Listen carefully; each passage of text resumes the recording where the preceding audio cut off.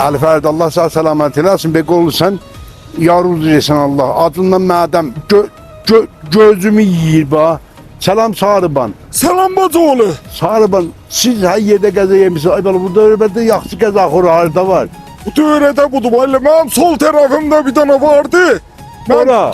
Dünyanın her yerinde yemişim. Buradan böyle geçer şişlikla olan yer yoktu va. Ged orada ye, benim canıma da du elə. Sağ ol, Allah yolunuzu açıq eləsin, qəzasız bəlasız. Ay sağ olasın.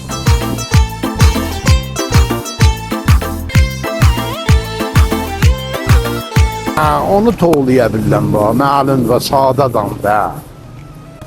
Selamünaleyküm. Selamünaleyküm. Yorulmuyorsan? Memnun. Kurban Buran sahibsin sen. Yo necə? İşim vardı. Ne işiz buyurun ben de. Az daha adam net diyemem ben size. Özüne geçeyim. İşimize gücümüze bak bizim. Çağdadır bu özü. Çok teşekkür ederim.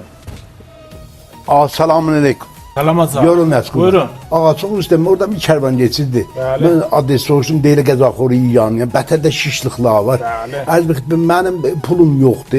Kendim de yenibdi. Əvəzində bir dana bile vəsiyyət eləyəcəm. Mən nəsiyyətdən vəsiyyət bir ömrü pul kazanırsam mənə bir dana nahar verin. Bu dünyada idədə başı da ağarır. Hətmən bunun sözündə bir zat var. Hatta görək nə mənədir. Qoy yiyeyim deyim daha.